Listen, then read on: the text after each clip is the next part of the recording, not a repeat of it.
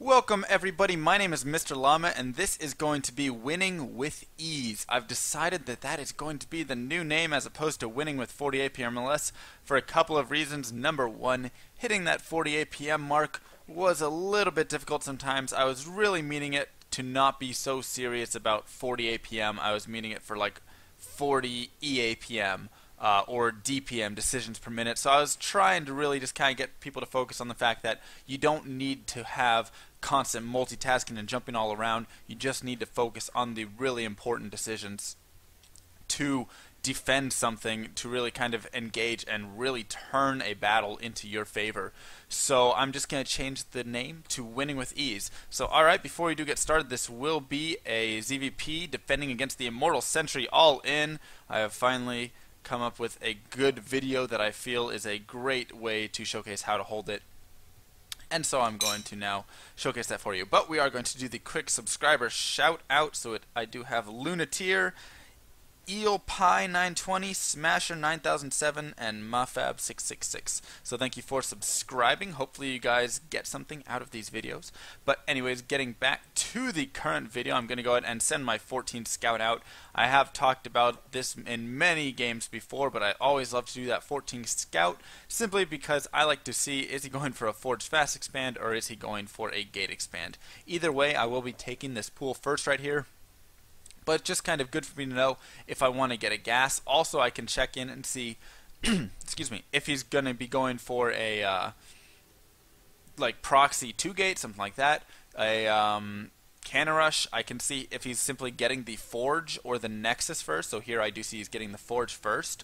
So I know that he's not going to be, going for that super economical build. If they go for the Nexus first, you can patrol your drone around there and stuff, try and delay that a little longer. Which is exactly what a lot of pro players have said to do in their kind of guides.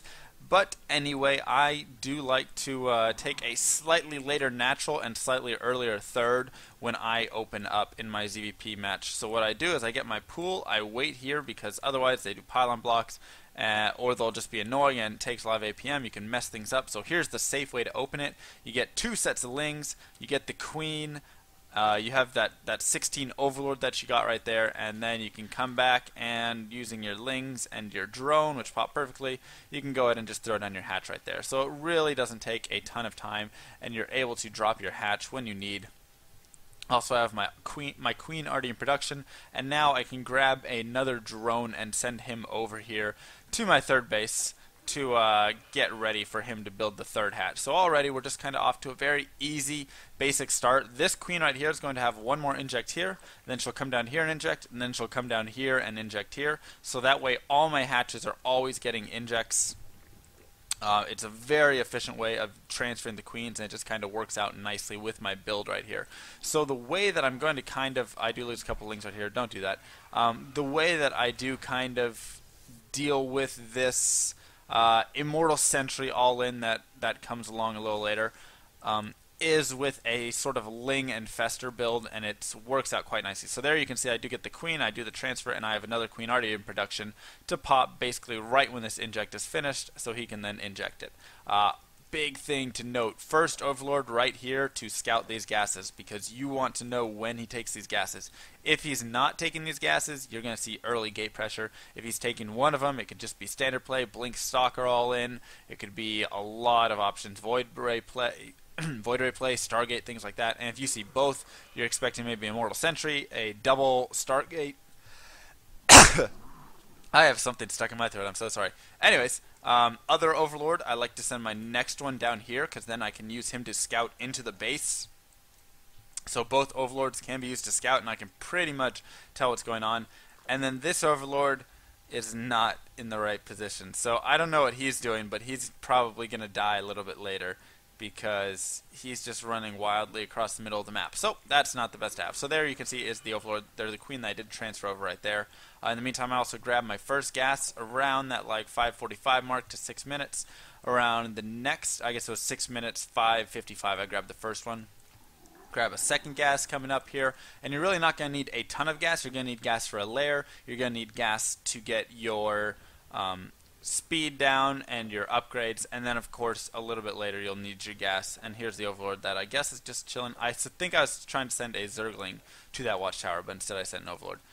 And then you'll need gas for the infestors later on. So I have a queen at each hatch. I've got my 4 extractors now, so I've got 2 more going down, and this is how I hold. I see the double gas right here, so this is where I want to know what is he doing right now. So I'm going to go ahead and grab these Overlords very quickly and send them both in for a scout. There you can see that one's going in, and this guy should be moving in now as well. I want to see if he plays something right back here, or if he placed it over on the side, or even if he gets it back here, I'll be able to scout it with both these Overlords. Meantime, I'm also throwing an Evo Chamber and a Roach Horn down. I throw these down around 7 minutes.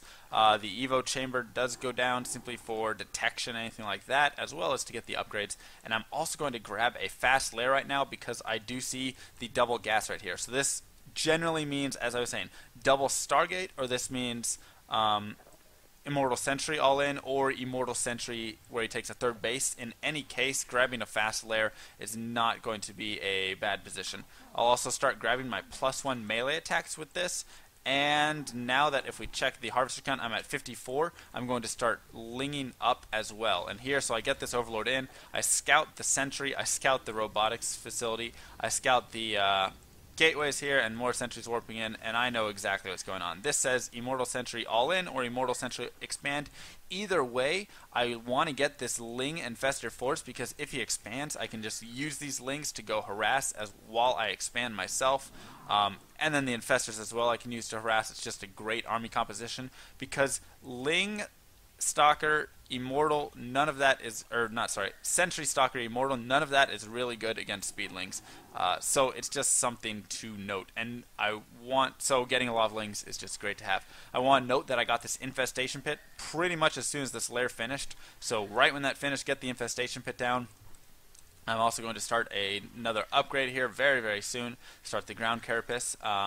But yeah, you want to get the Infestation Pit down, you want to get that lair quick, and that is just going to be important because then you can pump those infestors out to have them time for when you do need to defend against his push. So I've also thrown down a macro hatch. I threw this down around 9:30. You could throw it down even a little earlier if you want, like 9 minutes. And this is just good because you are going to be on a Ling army. So being on a Ling army, it's so smart to have this extra hatch, simply because Lings are cheap and you just want a lot of larvae. You can just get rid of these Lings really quickly, and as long as you can replenish them, you'll be in a great position. I'm also sending out my Ling right here, sending one to go ahead and scout around for a pylon. And this Ling's just kind of wait and watch to see when he pushes out with his army to come make his Immortal Sentry push. And I also have an Overlord over here dropping creep to see if he's taking a 3rd base and to prevent him from taking that 3rd base for a little bit of time. So I've got my +1 finish there, and I should be starting melee attacks a little bit later. Right now I am using all of my energy on these infestors, and here I'm also going to lay down a couple of spine crawlers over here at my 3rd, simply for the fact that if he is going to be pushing over, this is just a way to be a little bit safer. It just adds a little bit more defense. I had the money for it, so there's really no reason to not throw them down when I know he's not taking this 3rd base. Just as I had said in my last video, it was a TVP where he goes for an Immortal Sentry all in, but it's off 1 base. When you're ahead like this, you know you're ahead. I mean, I know he's not going to have many harvesters, and I know he doesn't have a 3rd base. Then you can go ahead and be a little bit more defensive. So I get my infestors, I get my Lings spread out. I want to note how I have Lings. I have 2 groups of Lings. I have the Lings right here and the Lings down at my 3rd base. This is going to be used for that surround. So now I'm going to scout him with this Ling, see what he's doing. Okay, he's just warping more stuff in.